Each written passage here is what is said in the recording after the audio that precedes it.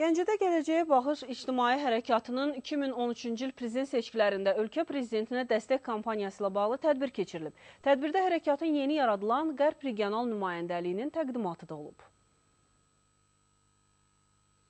Gəncədə fəaliyyət göstərən ali və orta ixtisas təhsil müəssisələrinin gənclər təşkilatlarının, Gəncə Regional Elmi Mərkəz və Yeni Azərbaycan Partiyası Gəncə şəhər təşkilatının nümayəndələrinin iştirak etdiyi tədbirdə ölkə prezidentinin uğurlu siyasətinin davam etdirilməsinin vacibliyi vurğulanıb. Qeyd edək ki, Gələcəyə Baxış İctimai Hərəkatı 613 qeyri-hökumət təşkilatını özündə birləşdirən Milli QHT formu ilə birgə həyata keçirilir.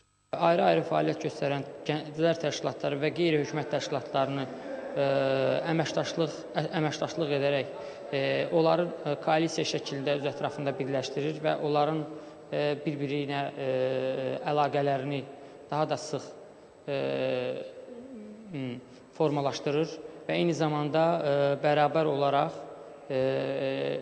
güclü şəkildə hərəkatı formalaşdırır və hərəkatla bərabər cənab prezidentə öz dəstəyini nümayiş elətdirir. Yığıncaqda idman, təhsil və digər sahələrdə gənclərin beynəlxalq aləmdə uğurları, gənclərə göstərilən qayğı və dövlətin gənclər siyasəti haqqında müzakirələr aparılıb. Daim gənclərə xüsusi diqqət və qayğı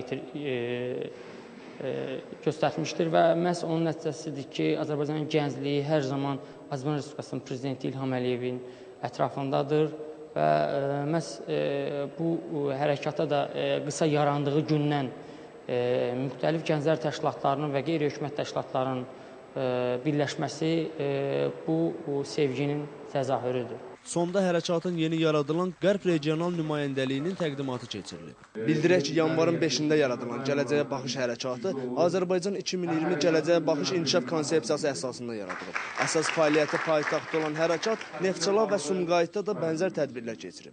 Elturan İbrahimli, Anar Məhərrəmoğlu, Kəpəz TV.